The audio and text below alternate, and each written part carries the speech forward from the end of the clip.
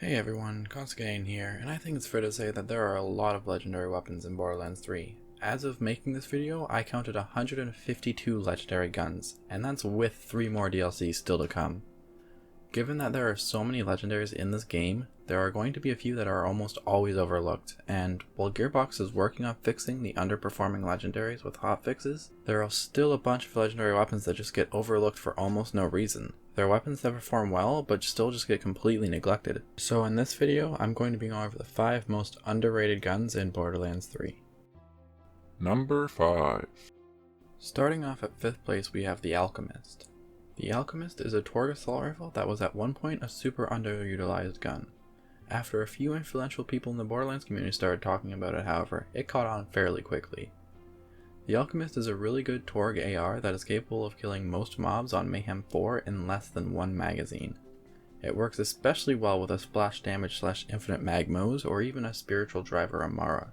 And if you're the kind of person who's into using exploits and such to get through the game easier, the Alchemist is one of the better weapons to use for crit swapping.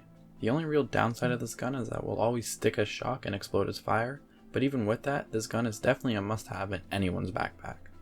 Number 4. Coming in at 4th place, we have the Hellshock. The Hellshock is a Maliwan pistol that, like the name suggests, will always spawn with fire and shock element. What's special about this gun is that when you shoot at the ground, the projectiles will bounce and swap elements after doing so. This gun has kind of flown under the radar of the Borderlands communities, but I think that it's just mainly due to the Maggie being so highly praised. The Maggie has honestly outshined every other pistol in this game, much like the Herald in Borderlands 2. While the Hellshock was already a good gun, in the March 5th hotfix, Gearbox made the Hellshock shoot twice as many projectiles at no additional ammo cost, so it became an absolute slaughtering machine. If you want to get this monster yourself, you can get it from Gigamind in the Meridian Metroplex. Number 3. Coming in at 3rd place, we have the Febert.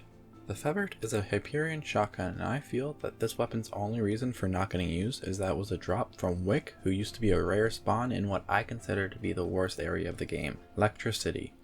The Febert also couldn't be world dropped, so the only way to get it was farming Wick for days and hoping to get one. But now that rare enemies spawn every time, this gun is a piece of cake to get, and it's a good thing too, because the Febert is an absolutely remarkable shotgun available in all elements with high damage and instant bullet travel that can very easily mob and boss in Mayhem 4. Number 2. Coming in at 2nd place, we have the Warlord. The Warlord was a pretty good Dual Assault Rifle at the game's release, but with the February 27th hotfix buffing all Dual Assault Rifles damage by 35%, this gun has gone from usable to extraordinary.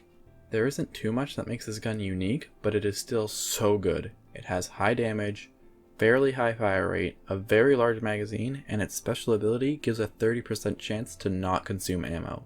This gun deserves so much more love, especially as it comes in the 3 main elements, fire, shock, and corrosive.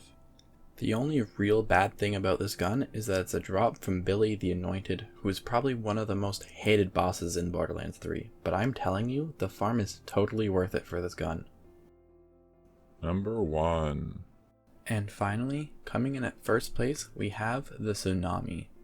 I honestly don't know why this gun was so overlooked by the Borderlands community. The Tsunami is a Maliwan SMG that drops from Katagawa Ball in Skywall 27. This gun's special effect is pretty insane. First of all, it will always be non-elemental with bullets that ricochet off surfaces once, making this a good gun for closed rooms. On top of that, it will occasionally launch 5 shock or corrosive bullets in an M-shaped pattern, making this gun viable in pretty much any mobbing area. Unfortunately, this gun does have a pretty difficult time doing boss fights on Mayhem 4, however, as you can see from this footage, it is absolutely wrecking the Maliwan soldiers on Athenas.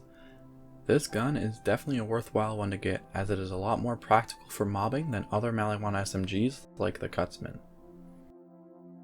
Anyway, that's gonna wrap up this video.